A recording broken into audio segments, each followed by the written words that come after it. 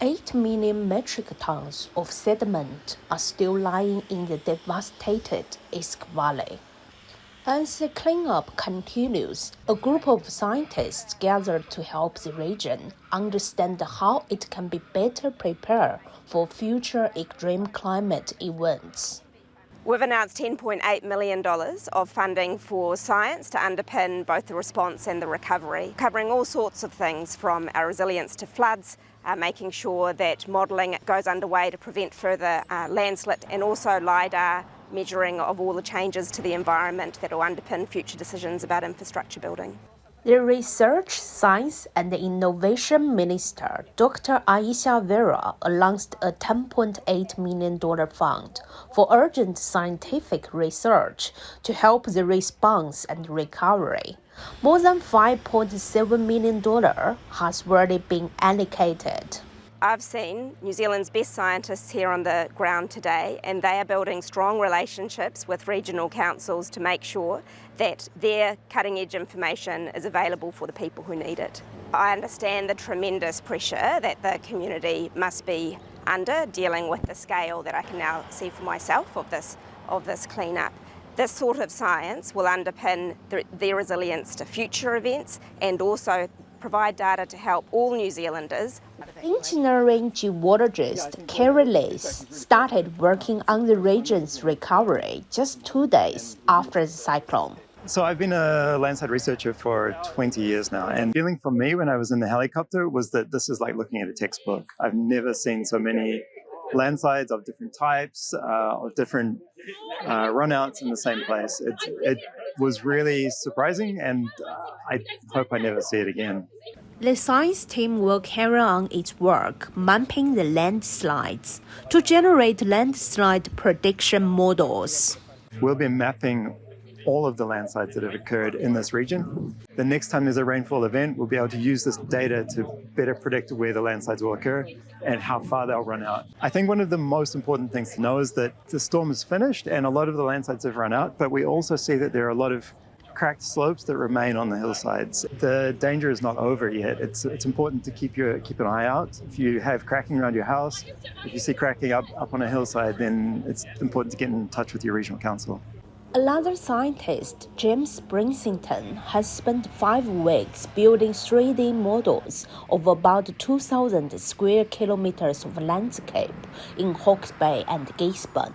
And we can actually physically measure how the landscape has gone up, where we've got floodplain sedimentation, all the silts and sands on the floodplain, but also where the river channels have gone down and we see erosion as well. So we need to be a bit cautious. Our initial work on the Esk Valley, we take that as an example, we did a LIDAR survey that covers most of the Esk Valley, certainly up the main stream of the Esk, and we've been able to measure around about nearly 8 million tons of sediment that's been deposited during that event, and about 4,000 tons of material that was eroded. And much of our work now is focused on trying to reconcile that so we can work out where this material came from. It didn't just come out of the river. It wasn't just erosion of the banks.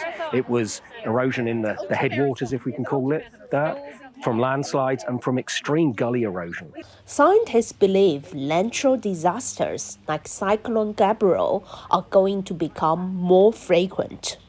And what we consider as a 300-year flood in the future may only be a 100-year, 50-year flood. So these sorts of things with climate change are going to become more common throughout all of New Zealand. It's over the whole world. There's an incredible increase in flood size. Looking at what's happening around the world. You know, 1/3 of Pakistan was underwater. In the United States last year, they had 5 1,000-year events. The big question for us is really how these events may become more frequent and potentially more severe under climate change. And so these data actually are, in a sense, horrible as it sounds, but they're a really good natural experiment for us to try and calibrate those models and make those forecasts better in the future.